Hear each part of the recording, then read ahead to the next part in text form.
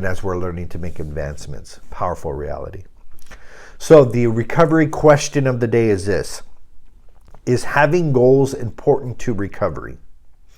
I think objectives, setting your sight, seeing the future and beginning to make plans and preparations and put in the work to create the future that you want, I think it's a very, very powerful thing to do.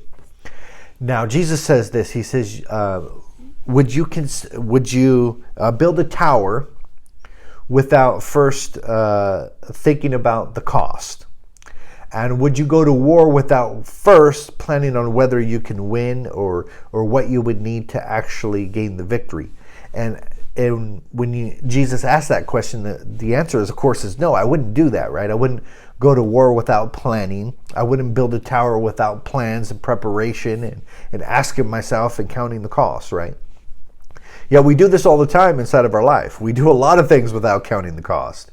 And we do a lot of things without really considering if we have enough resources and planning to actually carry this out. So the key thing is here is that Jesus definitely promotes planning, right?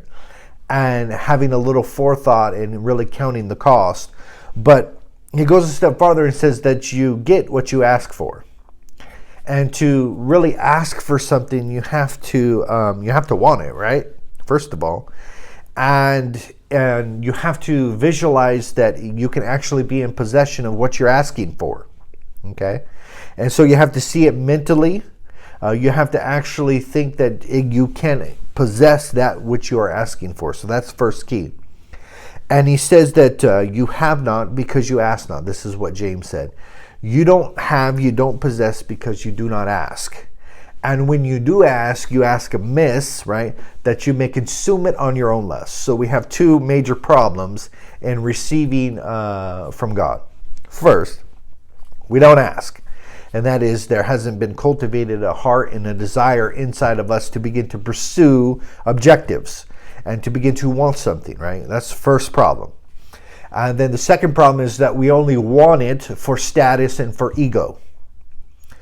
And these are the two reasons why we don't receive anything, right? And so think about this, is that what do you want inside of your family? What do you want inside of your faith? What do you want inside of your body, your fitness? And what do you want inside of your finances? And are you willing to visualize and actually see yourself in possession of those things and begin to ask?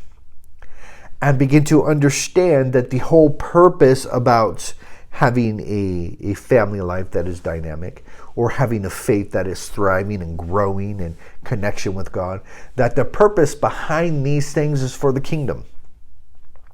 You see, all things are good, depending on the desire we attach to it. And I'll explain what this means. Is that having an awesome dynamic family, there's nothing wrong with that, right? Unless your desire is for status and for ego and to show off and say, look at how pristine and perfect my family is and blah, blah, blah, then that becomes a religious facade. Now, the same thing with faith, that we can have this awesome knowledge and this faith and do all of these different things, but if it's all for the show, then it's not of any value. And so the motivation behind it must be in concrete stone, that it is not about the feeding of my ego, but it is about the building of the kingdom. It's all about the kingdom. And once we get those two things right, we begin to seek and desire the things that are good and beneficial for us, and we attach the motive to it and really get behind, this is all about the growth and expansion of his kingdom. Then it's an alignment, and then things begin to click. So that's powerful. It all has to do with setting objectives and goals inside of those areas of your life.